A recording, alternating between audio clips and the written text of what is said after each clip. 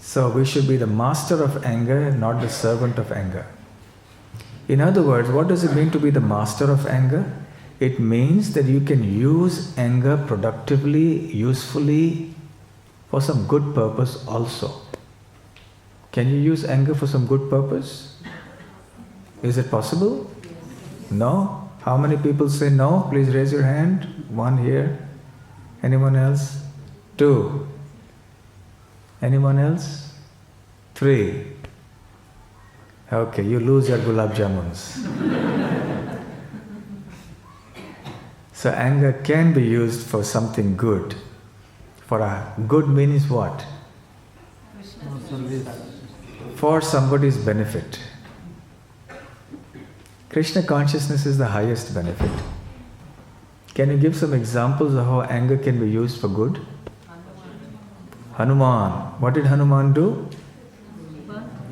He burnt Lanka, so he used it in Ram's service. Similarly, Arjuna used anger in Krishna's service in the battle of Kurukshetra. But in day-to-day life, can you mention how anger can be used for a useful purpose? If you are controlling your anger, use it as an instrument, not that you become the instrument of anger. To defeat Mayavadis. Okay, good. One time there was one devotee who was very quarrelsome by nature. So devotees approached Prabhupada and said, Prabhupada, this devotee quarrels with everybody. So Prabhupada said, send him to Rishikesh and let him quarrel with all the Mayavadis there and fight with them. Why do you say God is impersonal? Why do you say God is light? And instead of fighting with devotees, let him go and fight there and use his anger over there. What else? Yes. To discipline children, yes, but very carefully that has to be used. Generally, sometimes what happens? We become the servant of anger, then we lose control and then we do all sorts of things. Now, if it is done in a very controlled way, if it's a machine, imagine you're using a machine that you can control. Or if it's a car you're driving, you can use it for good. But if the car goes out of control, then there'll be devastation. So anger is like that. If you use anger in a controlled way for a higher purpose, when you are in control of your senses, then that anger can be useful. But if we lose control of ourselves, then anger becomes our master. Then we don't know what we are doing. So when you're disciplining children, for example, then sometimes anger is necessary, but rarely. But it can be used for good. So anyway, this is about anger, lust, anger, greed. Greed is also like another fire that burns in our heart, wanting more, more, more and more. There is no limit to how much we want. For anger, by the way, what was the antidote? We had mentioned, what was the pure equivalent? Compassion. For lust, it was love. And for greed, satisfaction. So by spiritual intelligence, when we have greed, I want this also, I want that, I want more money, I want more, we should use our spiritual intelligence to understand, no, let me be satisfied with what I have. Because even if I have more, it's not that I'm going to be happy. You know what Lord Vamanadev said when he came as a dwarf brahmachari in front of Bali Maharaj. And Bali Maharaj asked him, yes, you ask me for anything since you've come for charity. And Vamanadeva said, I just want 3 paces of land. And Bali Maharaj laughed and said, you're a brahmana, you're a brahmachari, but you're really not intelligent at all. I'm the king, I could have given you anything. I could have given you a whole planet. But you're asking me 3 steps of land and you're a dwarf. What are your 3 steps also? So Vamanadev replied, if one is not satisfied with what one has, one will never ever be satisfied with whatever one gets. Even if one obtains the rulership of the entire universe, one will not be happy. So sometimes devotees ask the question, how much is enough? When we want more, we say, okay, up to this much we want, then do we stop here or do we stop there? Do we stop there? Where do we stop? What's the answer? Stop here. Wherever you are, here and now.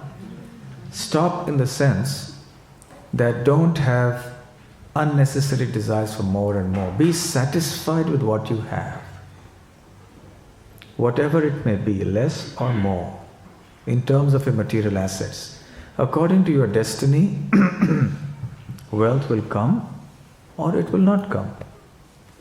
Rather focus your attention more on becoming Krishna conscious, because that is what human life is meant for. You know how they capture monkeys?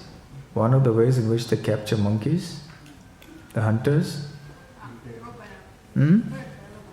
What? Put a trail of bananas in a trap. But the monkeys are very intelligent. They understand there's a trap there. It's not so easy. So what he does is, the hunter, he gets a narrow-necked flask, a mud pot with a narrow neck like that. And then the monkey is sitting up on the tree watching. He brings a lot of delicious berries and drops them one by one, looking at the monkeys watching. Oh, one berry, two berries, going in there. And the flask is fixed to the ground. So the monkey is watching that. And then the hunter goes away. The monkey has seen that. He's waiting for the hunter to leave. When the hunter leaves, he goes and hides behind a place. He doesn't go away completely. The monkey comes down, looks here and there, puts his hand inside and grabs the berries. Now he grabs 3 or 4 berries and wants to pull it out, but he can't pull it out because the neck of the flask is narrow. But he's greedy, so he doesn't want to let go. He wants all the 3 or 4 berries. So he holds on like that. Meanwhile, the hunter starts approaching. Okay, I've got my trap. All the monkey has to do is let go. He can even get away with 1 berry. But he wants all 3, all 4. So he stays there trying to pull. And the hunter comes, catches him. This is how greed traps us, the desire to want more and more and more. So we should be satisfied, even as devotees. Every time you want to buy something, think, do I really need it? The latest gadget, the latest fat clothes, the latest this or that. Don't fall prey to unlimited consumerism. Or buy only things that you really need. If you don't really need it, no point in buying it and just spending money unnecessarily. So greed can be countered by satisfaction. So there's lust, anger, greed, then pride. So pride, we've talked quite a bit about it. And pride can be conquered by humility. Now pride also is madness, as we've discussed. And when one is proud, one talks like an intoxicated person. One doesn't know what one is speaking. One speaks anything because one has delusions of grandeur. You know, sometimes when you go to a place where there are mentally challenged people, and somebody may say, well, I'm King Napoleon. And we smile off and say he's just mentally challenged. Because what is so funny about this person saying he's Napoleon? What is funny? He's not Napoleon. But in all seriousness, he thinks he's Napoleon and he says he's Napoleon. So everybody thinks, oh, he's mad. So similarly, we think of ourselves to be this body. And when this body, by the grace of the Lord, is able to accomplish something unusual or extraordinary, then we start thinking, I am so great, I am the king, I am this and I am that. So how is it different from that person who is claiming that he is Napoleon? It's like a madman speaking. because it's not real, it's not true. So pride also can work in such ways. Pride can destroy one's intelligence, and all the good qualities can get destroyed when there is pride. And you've heard the proverb, pride cometh before the fall. And the higher you are, the harder you fall. So therefore one has to be very conscious that pride can come anytime. And when pride comes, immediately we have to think that we are the servant of Krishna.